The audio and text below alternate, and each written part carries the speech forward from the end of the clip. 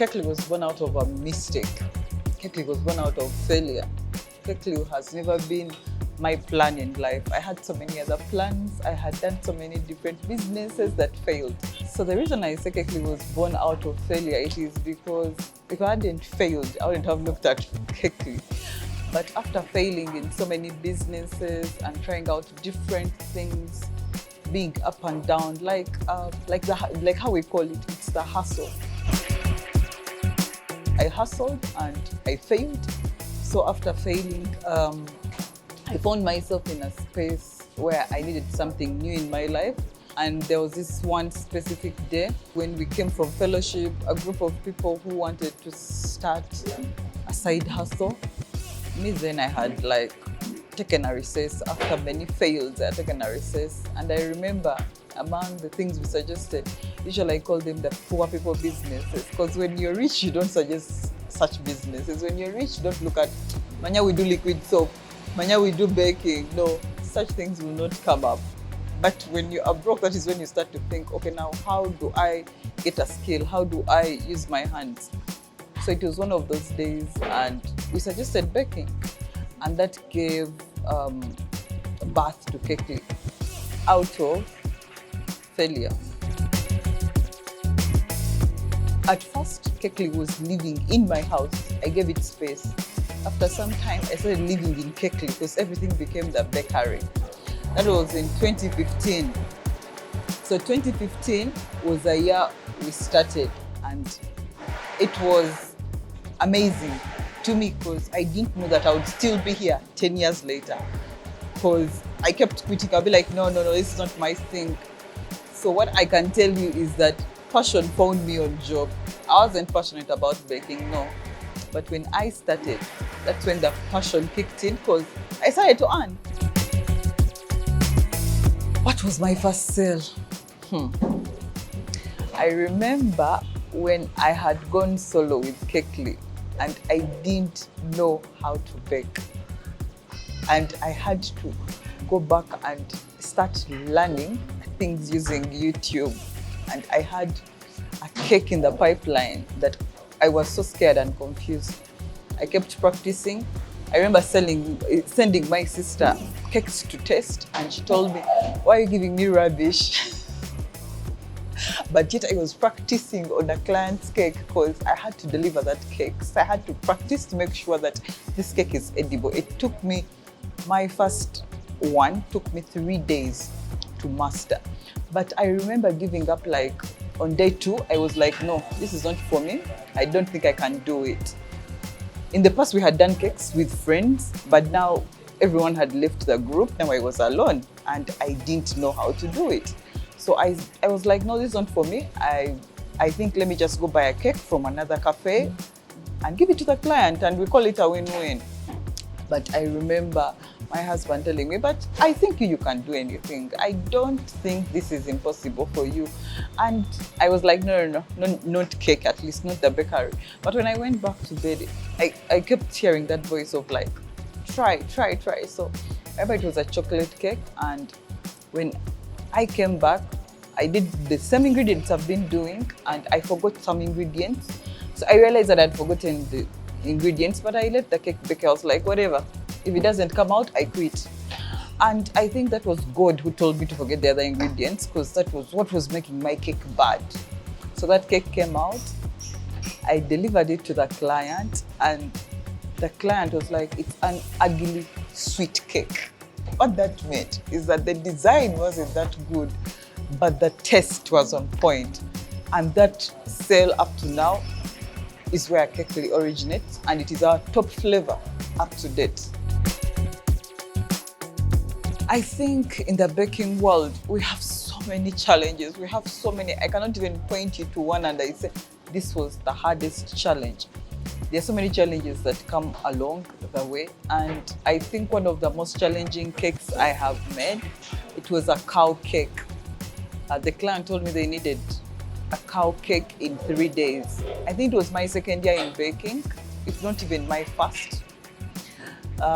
And I was like, no, we can't do it, because she was disappointed. I was like, no, we can't do that. And then she She kept pushing because she was so passionate. It was hakuhinjira. So I decided to take on the challenge.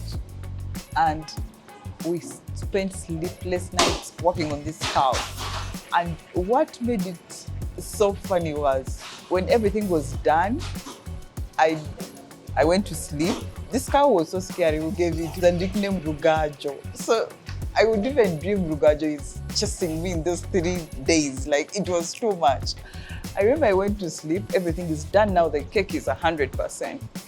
I woke up when the head is off, like it has bent like this. I was so scared. I was like, okay, now how do I fix this? It's the same day of delivery. And sitting down and breathing in and out, I got an answer like, I'm going to decorate this cow. She's going to become a sleigh cow. So I just got a ribbon, I fixed the neck, I put a ribbon, I put flowers. No one could even tell that this cow was broken. We delivered it, the client was so happy, everyone was laying on the cake. I was sitting beside that cake, I'm like, if this neck goes off, I have to run and carry it. But successfully, it ended with a lot of pressure, but we delivered 100%. What are our challenges? What are behind the scenes? Now, the hardest thing are the behind the scenes. Every cake is emotional. Every cake has an attachment to it. You want to do the best version of a cake. So you get like not just the physical energy, but also the emotional attachment to it. So there is so much pressure. Like, you will decorate this cake, even when it is going out, you want like to still touch it and decorate it like a wedding cake. You do not want to play with somebody's wedding cake. You want to make sure everything checks whatever they wanted. Is it the color? What we think is small on our side is so big to the client, because to you it is your 100 cake. To them, it is their only wedding cake, because in Africa, wait a minute, we don't divorce. So it is like their only wedding cake. So it becomes so hard and so emotional, and so it takes a toll on you, because no one is going to pay you for that time you have invested into the cake. But it is the client's feedback that is your reward at the end of the day. When the client is happy, all the energy you have invested in makes so much sense, because without that happiness and reward, it is nothing. If you do this cake and the client comes back and tells you, I didn't like it, there is a way you break. It's not like you don't like feedback, but because you put in the heart, it becomes like, it is a heartbreak. It is like investing into a relationship and it doesn't work. So that is us with cakes. It is like a relationship. So you have to be better every day and do something that the client is going to love, not just like, but love. One of the best moments I have made Kabaka's 67 and 68 birthday cakes. It was so amazing. It is an honor, legacy that will go down to even my kids will say, my mom made this. How do I stand out? I am not the best, that one I can tell you. The reason why I tell you that I'm not the best, we have so many best on the market. We have so many good bakers. We have so many brilliant women. We have all that. But what makes me stand out is my consistency and my passion. I can tell you that I do not care trying again and again. If I give you my product and you don't like it, it's okay, we can try again. Sometimes it is not about the money. If I get a feedback that I don't like, I will make sure that, say if you didn't like the chocolate cake, I'll give you a vanilla cake free of charge. I'll tell you, okay, try the vanilla. Maybe vanilla is your taste bud, because we have different taste buds. If you don't like that, I'll tell you, get an orange cake. So it is that consistency, that passion, that love for the product, and being me in the end. I don't care if the client is wrong.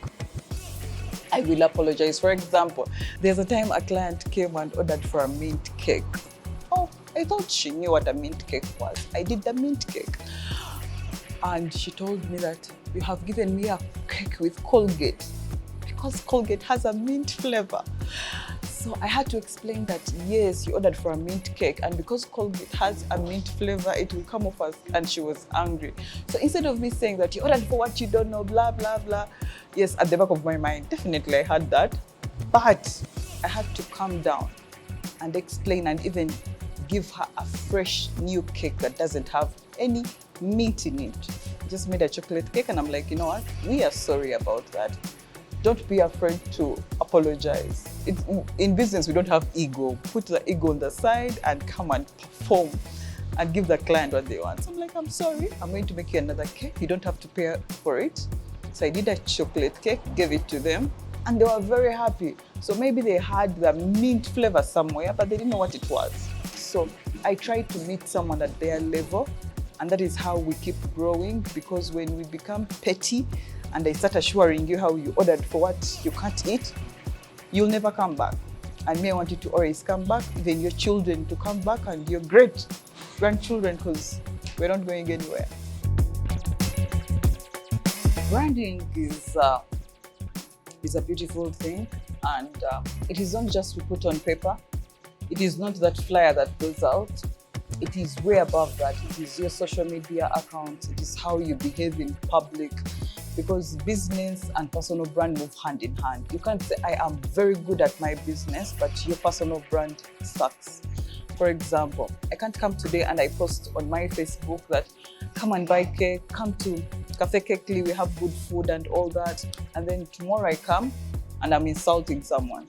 I'm using my platform to insult, to put down another woman or something. That will mean that I am not branding myself well. Business-wise, yes, I put in the business and I want you guys to support me. But when it comes to my personal life, I am not happy, I am miserable, so I have put my frustration on another woman, or even if it's a man. So personal brand kind of like helps us brand not just who we are, but also our businesses. And that consistency of what you bring out. No one is perfect. I cannot stand here and say, hey, I am perfect. But we just try to do what is right and blend into this world, because we know that it is not just the blending. Also, the networks are going to help you grow. I have so many people who recommend me on Facebook, people I don't know, people I have never met, on Instagram, and someone will say, so-and-so sent me, and I'm like, oh, okay. I don't know them, but they have seen my product and they are recommending me as a person, not even as a business. So I find branding so important that it has to get into our personal lives. The mindset shift. I think as women, we have so many seasons, and I can tell you that sometimes we don't have it all together, because even our seasons are cycles. Today I am this, tomorrow I am this, like that. So there are so many doubts that creep in when you have mood swings, you have your cycle coming up, you have your period and everything. So trust me, it is hard for a woman. But the things that I have learned, first of all, is staying true to myself and be consistent. If I know I am not ready to meet people, I would rather stay at home than coming and I'm screaming at everyone simply because I'm in my period. So it is like understanding who you are as a person. I know in this period, I am not good company. So that kind of consistency and being true and real to myself helps me lead. Because first of all, you have to know who you are to lead. Because if you don't know, you start to spread all the bad energy around other people. So I go and do different things to fill myself, to fill my cup. For example, every day I have to make sure that I have my me time alone. Even if it's 1 hour or 2, I have to pour into my cup so that tomorrow, or even with my kids at home, when I get out, I am fresh. I don't believe that they say, you are a mother, you're a businesswoman, you have to go, go, go, go, go. No. Stop. Work on yourself. Because you are the only person who can love yourself the way you want to be loved. Stop. Work on yourself. Go back. So relearn, rethink, Every day is a new challenge. How I attack tomorrow's challenge may be different from today's challenge. So every time I put a stop, I think deeper, I think more, I even get more empathy. I even start using my emotional intelligence. I stay on top of my game simply because I don't just keep running around since I'm a leader, I'm a business owner, I'm a wife, I'm a mother. No. Stop, think, rethink. And that is the only way you claim back yourself when you do that, instead of running like a headless chicken. The habits and disciplines, first of all, I love meditation. That's a habit that has grown over the last 5 years. I think I started learning that during COVID when things were really hard and we were so lost. So I learned that meditation is really good. So that's number one habit. I'm growing a habit of exercise.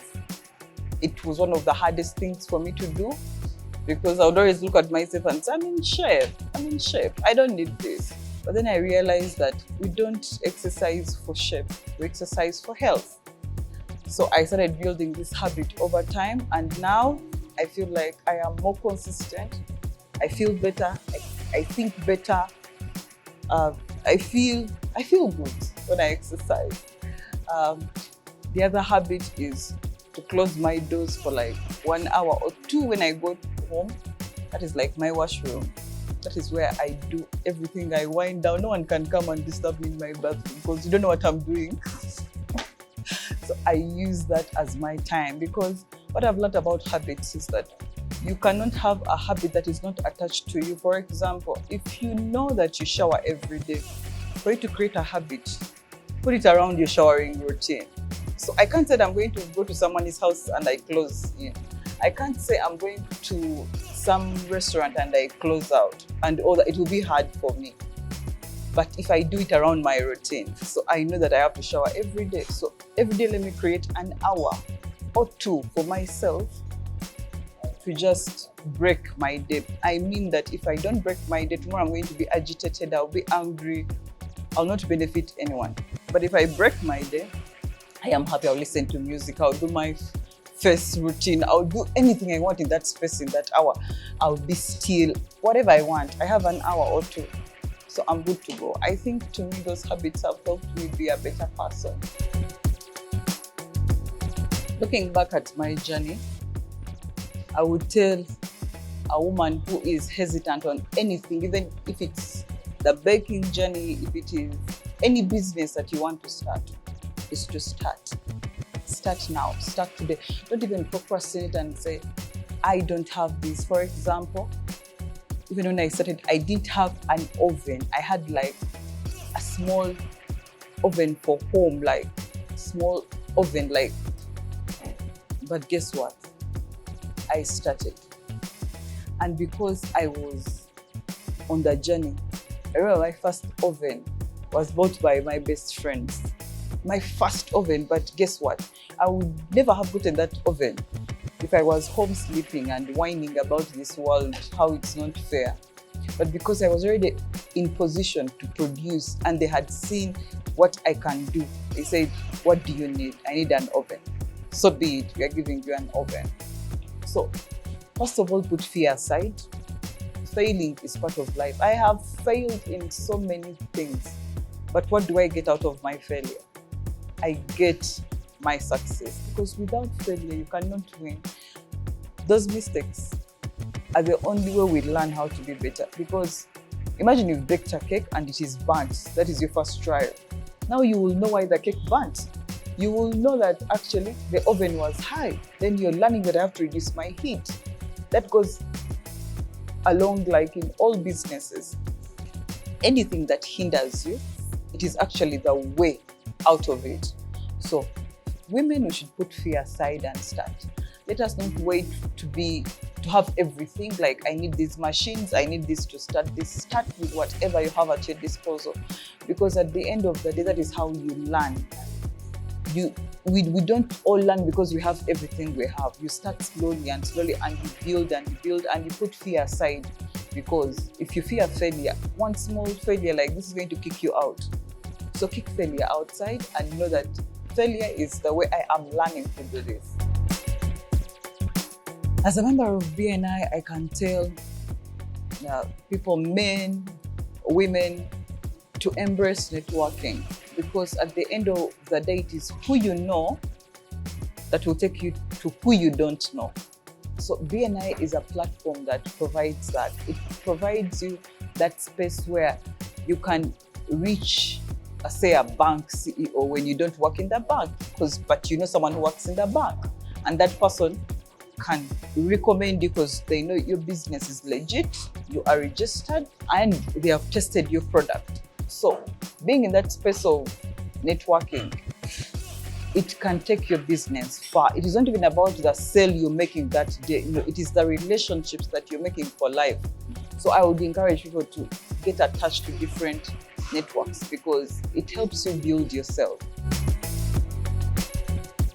We are embracing communities like Hardworking Women. Right now I'm on their platform. I don't even know how many people are going to watch me, but what I know is that when women come together, there is a way the world moves faster, because we don't only change our lives, but we change lives of even the people around us, like our children and all that. And when you see Hardworking Women trying to bring people together, it is not just for fun or for gossip or for lugambo or for what. No, it is to build a community where people can stand strongly and say, I recommend your business.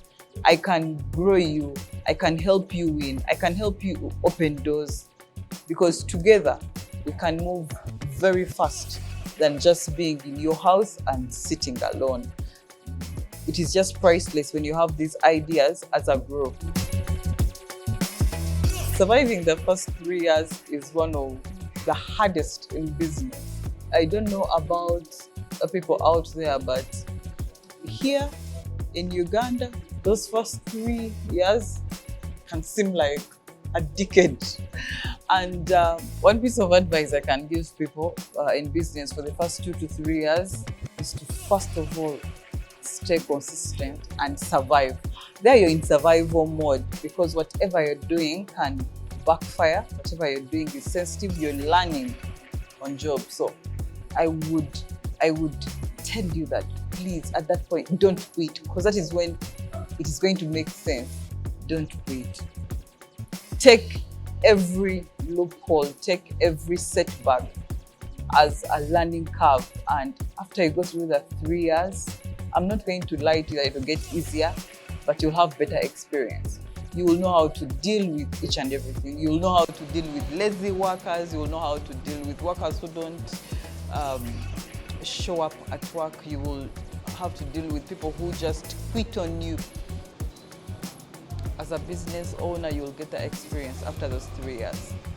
It doesn't get easier, but you have more knowledge, more wisdom, and it builds your character. Like, I have seen business building my character, not just in business, but even relationships. I don't just give up on a relationship, be it my children or what. If I tell you something today, tomorrow I'll tell you the same thing, because it's what I do for my business.